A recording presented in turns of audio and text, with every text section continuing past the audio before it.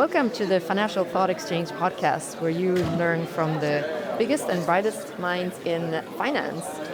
I now have with me Sébastien Page. We're sitting here at the CFA Institute annual conference. We are now on the second day of this conference, so it has been a great one so far, and welcome, Sébastien. Thank you. The brightest minds in finance, that's a high bar for me. I'm setting a high bar so that you feel like there's a lot to catch up on here. So I'll do a brief introduction of you. Sébastien Page is head of Global Multi-Asset and Chief Investment Officer at Rowe Price, where he oversees a team of investment professionals dedicated to actively managing a broad set of multi-asset portfolios, including the firm's target date franchise. He's also an author of 2 books, which makes him a very interesting person to have a conversation with. His first book is Beyond Diversification, What Every Investor Needs to Know About Asset Allocation. And more recently, he published The Psychology of Leadership, Timeless Principles to Perfect Your Leadership of Individuals, Teams, and Yourself. And you can find these books after you listen to this conversation on any place, and certainly Amazon, including Amazon, where you buy books, right? So I shouldn't have said you're author of 2 books. There might be actually more in the roster. I'm not really sure. I have one more with the CFA Institute that I co-authored, Factor Investing and Asset Allocation. So there you go. I know that one very well. Thank you for reminding me. So thank you so much for contributing with that. Thank you. Now, you have a panel coming up. Yes. So that's exciting. It is on leadership or investment psychology and education, as I understand. What are you looking forward to on that panel, and what are you hoping is going to be the main focal point that the audience will take away from your remarks there? So for me, it'll be about financial education and client education. I want to emphasize the power of storytelling. This is something I learned while writing my book. Stories are incredibly powerful. They're actually more persuasive than facts most of the time. I think stories with facts are great, but also they're the things people remember. So that's what I want to do on the panel. I want to encourage people to use storytelling in their education mission. I had to do this because when I wrote my first book, I got some reviews that hurt my feelings. So the reviews were, this book is too technical, I can't follow it. So some people picked up the book and found it too technical. I didn't think it was that technical. But my reaction at the time, this was during COVID, was to try to then explain finance to my 10-year-old daughter. And we turned on the camera. And I used storytelling as part of the discussion. And I discovered the power of storytelling. So that's what I'm going to emphasize today on the panel. So was that the too technical one according to the reviews? Was that the Beyond Diversification book? That was the Beyond Diversification. It's a book that's aimed at advisors. Yeah. And there aren't many equations and such. But for some people, they wanted just real simple personal finance advice. So it triggered some soul searching for me. And I thought, well, maybe I can just explain to my daughter. And it worked really well. We've done this. We have videos from the time she's 10 up until recently she's 14. So those videos are all over LinkedIn now. And maybe what the advisors were looking for was to actually not learn themselves, but to be able to convey their knowledge and thought around things to their clients. And that's why they felt like that the technical parts weren't as helpful. It's surprising how explaining concepts like compound interest, the time value of money, the basics of finance to a 10-year-old really helps a lot of serious investors explain it to their clients as well. I didn't expect that. I just thought this is not really taught in school. Or when schools try to teach financial literacy, they usually, in my mind, don't necessarily focus on the exciting stuff, the investment side, the compound interest and how it works. Focuses more on budgeting, which is important. But so I thought I was filling a niche here with these videos. Yeah, having spent some time teaching while I was doing my PhD, you really learn, you pick this up that unless you can explain the concepts unless you can teach, you don't really understand it, right? Yeah. That was a big different audience, but that seems to be a universal truth. And the storytelling is important. It helps so much. Just an example I want to give on the panel. I don't know how it'll go, but the reality of investment management is that you get a lot of things wrong. And all you need is a small edge that you apply over long periods of time. So I can describe it that way, and maybe people will remember it. But the example I want to use is what Roger Federer said when he went viral at a commencement address about 8 months ago. One of the top tennis players of all time.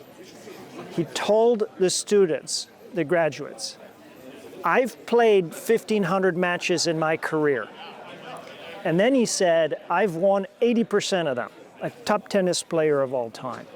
But then he asked the students, what do you think is the percentage of the points that I played that I won? And it turns out, it's counterintuitive, but Federer only won 54% of the points. Picked his battles. So it's hard. And he went, look, any game you play in life, and it's the same for investing, you're going to lose. Get used to it. Build a resilience. Develop a small edge and apply it consistently over time. And that's, I think, really helpful when you think about investing. Yeah. So what was the impetus of writing the book then? You're a busy man already. So why did that feel important to you? You'd be amazed how... And I should say the book in terms of your latest yes, book on leadership. The psychology of leadership. You'd be amazed how often I get that question because I have an intense day job. I'm chief investment officer at Rowe Price. So people want to know, like, how do you find the time, or how do you get this done? And the answer is super simple, Lola. It's you just do a little bit at a time, but very consistently over a long period of time.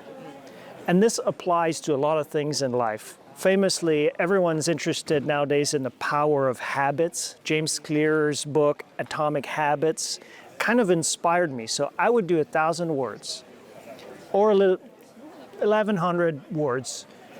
Every Saturday morning, I would take about 3 hours, and then maybe another hour on Sunday. But that was it. That's all I did, but I did it very consistently every week over 18 months.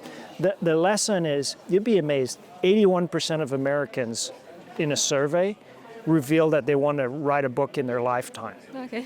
And they don't know what hard work is. Well, also let me tell you, like, you don't make money from books. 99% of books sell less than 5,000 copies. So you do it because you want to help people, because you learn yourself by writing. That was super important to me. I wanted to become a better leader by writing this. But the point is, there are lots of things in life where you do a little bit at a time. You have a small habit, and it compounds to gigantic results over long periods of time. By the way, there's a direct analogy to compound interest here. That's true. So, one of the things that you discussed in the book and in the early on is the goal-induced blindness. That's an interesting concept because I never heard about that before. So maybe you can give us a sense of what we mean by that, why it's important to know about. It's been researched in psychology that when people become so obsessed with their goals, they focus on the goal and they forget everything else that might matter in their lives. The famous examples are of people who die trying to climb Mount Everest. So that's goal-induced blindness. Now, before I go any further on goal-induced blindness, I want to say it's very helpful to have measurable goals. And they're important, and they help motivate people, and they help organize things, and they help you achieve. But the problem is when you're so obsessed with those goals that you develop goal-induced blindness. I was in front of students, about 1,000 finance students a few weeks ago, and I wanted to illustrate goal-induced blindness. And I asked the following question. I'm going to ask it to you. I'm interested in your answer. I told the students, imagine that I give you a bowl with 100 gummies, but 4 of them are poisoned. So they're going to kill you. And then I asked the crowd, what would it take? Let's start the bidding. It's a price for me to convince you to eat a gummy. And I started at $100,000. And then I went up to, would you do it? Would you eat one of those gummies knowing that 4 out of 100 are poison for $1 million? And then you can increase the number. But it was shocking to me that about 15-20% of the room raised their hand at $1 million. And that's to me, that's an illustration of goal-induced blindness, because research psychology actually shows that as long as you're above the poverty level, making more money is great. Go for it. It's a great goal. It's an important goal for a lot of people. There's nothing wrong with it. But statistically, when you study many, many people over their life cycle, it just doesn't move the dial on long-term happiness. And so people are willing to take those risks. Why did I use 4 gummies out of 100?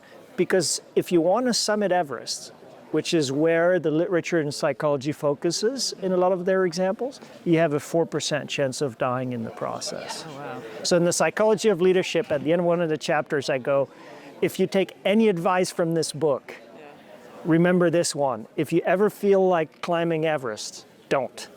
I bet that any climber thinks they're higher than average, right? Just like any driver is better than average too. Yes, and whatever mistake that was made in the past, they're not going to do. It's not that stupid. There's that. There's a bias in that. Oh, it won't happen to me. But also, the world record holder has summited Everest over 30 times.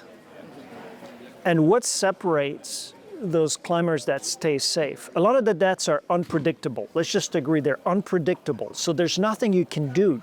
I mean, you don't know how your lungs are going to react, how your body's going to react, and so on. But those that do it repeatedly, that summit Everest repeatedly, again, don't do it. But those that do it repeatedly have an edge over the other climbers, and that's well researched. And the edge, can you guess what it is? By the way, I didn't ask you about the gummy, whether you would take it or not. I cannot imagine any amount of money. Right. Like you say, okay. Like at some point I'll be rich, but then that amount of money wouldn't. Right. I thought that the options could be something like save somebody else's life and some things like that, and then right. I would. And that for an altruistic goal, I might convince you. So circling back to our Everest climbers, those that do it repeatedly, someone has done it over 30 times, have the ability to know when to quit. Mm-hmm. And there's a great book by Annie Duke. She endorsed the psychology of leadership, so I like to circle back to her book, and I talk about her research in the psychology of leadership. That's titled Quit. And she argues that quitting might be the most underrated skill in business and leadership. And it certainly is in mountain climbing. Being from Sweden, I certainly notice how the European the American mentality, right? Yeah. Of never give up. Always keep going, always try to reach your goal, and her writings are influential. And it's think a little bit, allow myself to think differently, actually. Yeah, and this never give up sometimes applies and is good advice, but oftentimes is not. In business, we have sunk costs. We might have invested in a project that, if we look forward into the future, is just not going to work out. So why is never give up good advice? Think about Netflix when they were mailing DVDs with movies. They were doing well, but they had to learn to quickly to pivot, to quit doing the DVDs and switch to streaming. And so this quitting skill is counterintuitive for hard-charging leaders. It's because survivorship bias is very counterintuitive, yes. I think, because you see only the people who kept at it. Yes, that's a really good point. So if we start with 1,000 people flipping coin, and you take one that has flipped 20 heads in a row, there's no special skill or special persistence or never quit mentality. It's just survivorship bias in action.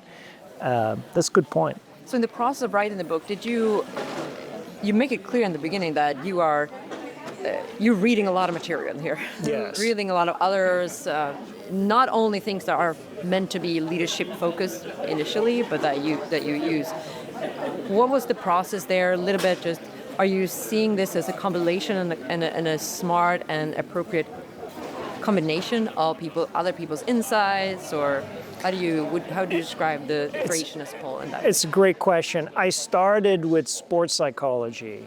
I was interested in sports psychology and what it means for investing, for resilience. I felt stressed at work. That motivated me to write the book. And then I actually hired a sports psychologist as a consultant along the way to work with me and got introduced to positive psychology. So what makes people thrive in the long run? We often think of psychology as treating clinical issues like depression and anxiety, which is super important. But there's about the same number of research articles published on the positive side of psychology as on the clinical side. And that whole field of research remains largely underappreciated in leadership and business. So positive psychology was super interesting. And then the third part of the psychology of leadership, to me, was the most fun. It was researching personality psychology. And here we have in business a growing interest in the personality trait of extroversion. People like to talk about how Susan Cain's book that shows that introverts counterintuitively make great leaders.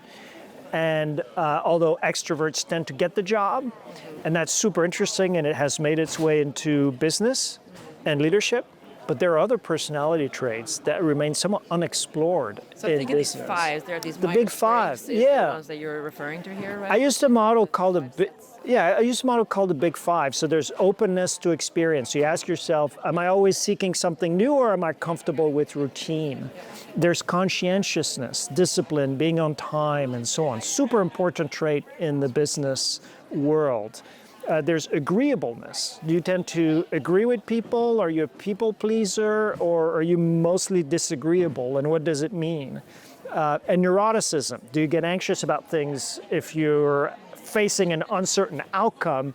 Do you get stressed out about it or not? I'm not talking about the clinical anxiety. I'm just talking about the personality trait, neuroticism. So all of these things are super helpful for leaders to build empathy, because you begin to understand people. And sometimes you feel like people rub you the wrong way, but it's just part of their personality. It's really helpful. At the same time, there's nuance. Personality traits are not stable over time. They can change. You can have different personality traits in different situations. You can be an introvert in certain situations or an extrovert in other situations. So you bring that nuance and then the usefulness of those traits and the research behind this, and you find a lot of applications in just developing empathy and leading teams and putting teams together. Yeah, it's very interesting. I think the extroversion, introversion is where you find a lot of people who are on both sides, including myself. And the other ones can be quite clear, where you can actually come up with the acronym that identifies you. Openness, you mentioned, is an important one. What's the implication on? So let's go to investing, because I talk about this in the psychology of leadership.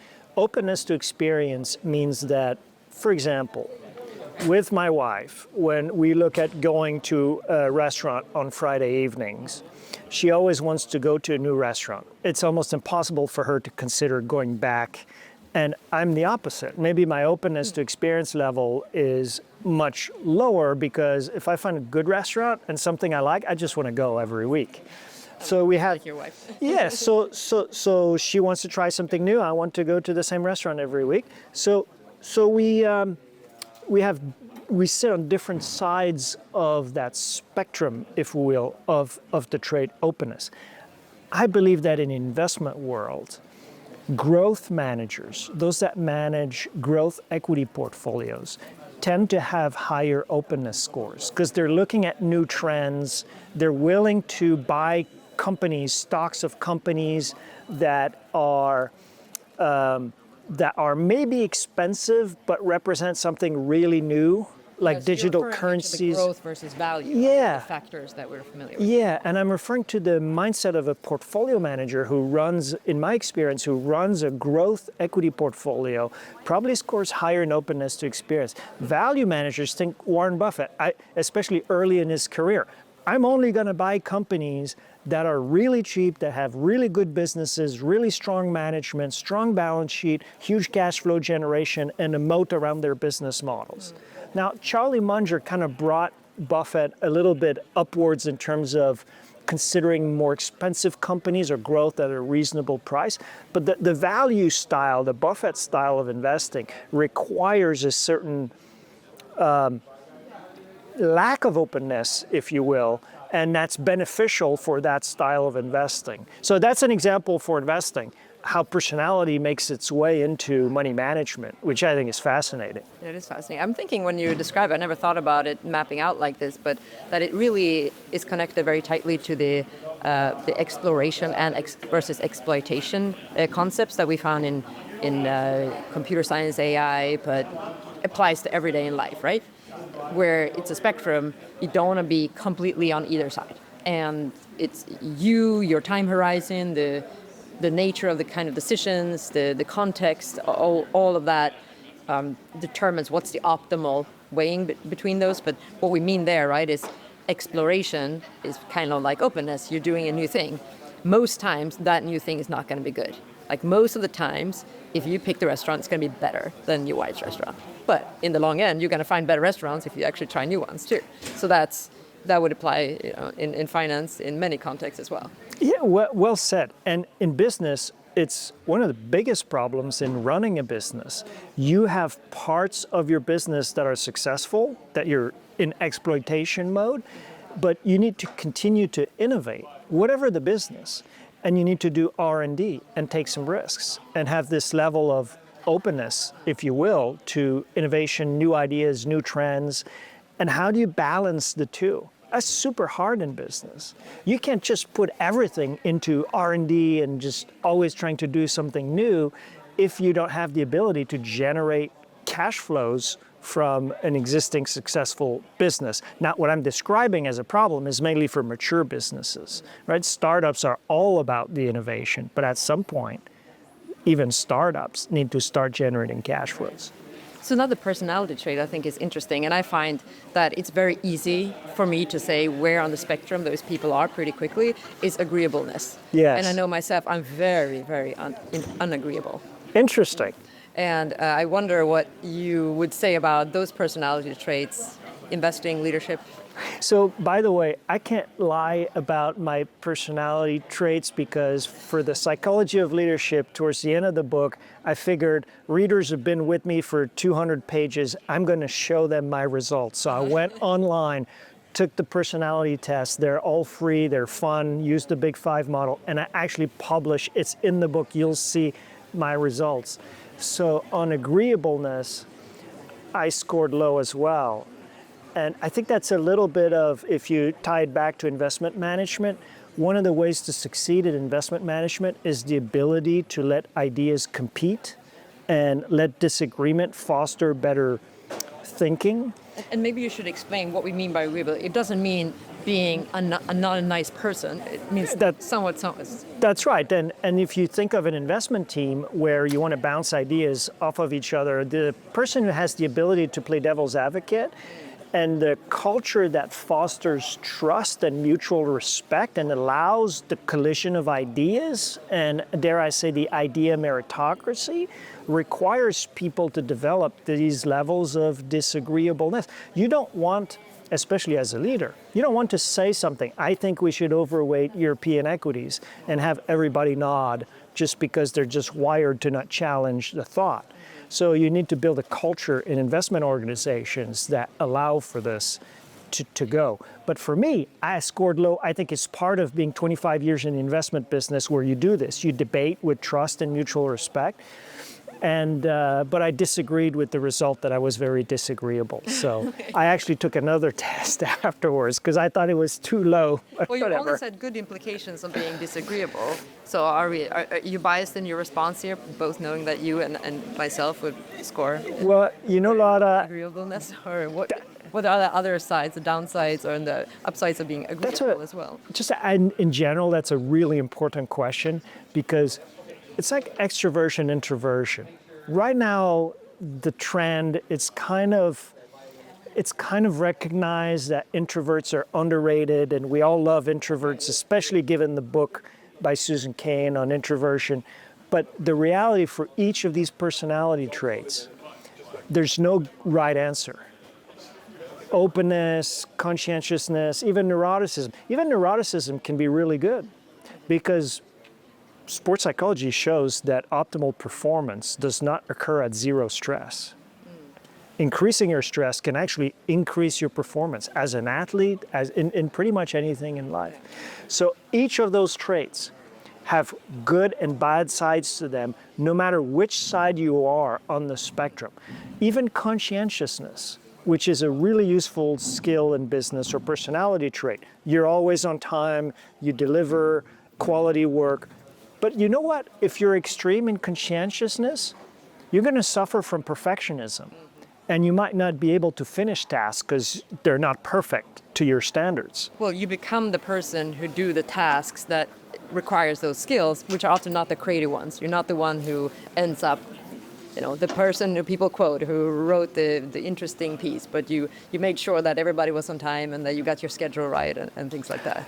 Yeah, and it works well. Like if you have someone who's making engineering measurements for a bridge, I want very high conscientiousness. Right. But if I want someone to give me 80% of an answer on an investment question that depends on what the current market is doing, say on tariffs or something, in 20% of the time, because time is of the essence, then it might actually not work to go to the hyper-conscientious person because they're going to want to build the model from scratch. And so I really love that question because there's no perfect answer with personality. So since your mind spans here the leadership and psychology questions that we talked about here and very much asset management, the finance world, I thought I would end with seeing what your thought is on the passive management, and if you could elaborate on that, because I know you have interesting thoughts on that, and maybe what this it's leadership of psychology research, and inform you on that kind of very specifically investment topic that we talk about a lot. I'll start with a disclaimer. I think there's place in markets for both index strategies and actively managed strategies. I think that skilled active management with a repeatable process is what really matters when we compare index with active management. I don't care much about the average outcome from active management. I want to know what you can deliver with skilled active management. So those are my disclaimers. But in positive psychology, there's the power of meaning, and the meaning of what we do really matters in motivating ourselves every day when we go to work and sticking to the mission. And I believe that as an industry, we're here at the CFA Institute, we've kind of lost the meaning of what we do with active management, with security analysis, with the skills we learn in the CFA curriculum, because the index strategies are so popular and they're gaining so much market share that we've lost the meaning of what we do with price discovery, with creating liquidity, with making the capitalistic model work with, as an active money manager, what's the meaning of what I do? Every day I go to work. I want to make money for my clients. I want to help people pay their bills. We're not curing cancer or anything, but we want to make money for our clients to live better financial lives, to pay their bills, to put their kids through college, to have college savings strategies, to enjoy better retirements. That's incredibly meaningful.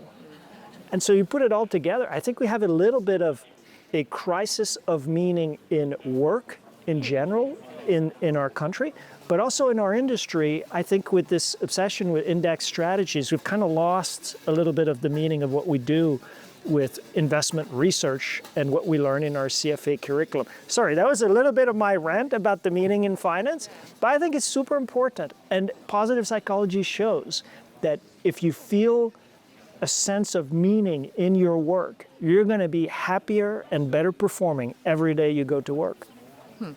Yeah, because I guess the most common counter to that, right, will be, well, I have the fiduciary responsibility to just maximize return for my clients, and this is a free rider versus positive externality situation where the price discoverers are doing everybody a favor, and if I can free ride on that, that's cheaper and better, and therefore better for my client, and therefore I should be doing that. Therefore, I should be doing passive. I think that statement doesn't apply if you compare skilled active management with broad research platforms and repeatable processes over time.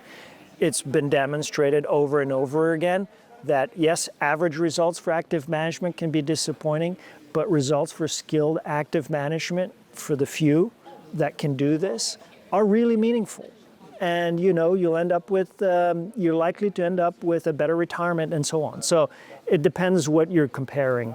No, it's really fascinating how it connects to the psychology and all that. So thank you so much for coming today, Sébastien. And thank you all for listening in to the Financial Cloud Exchange podcast. For more information, please visit rpc.cfainstitute.org/research-foundation.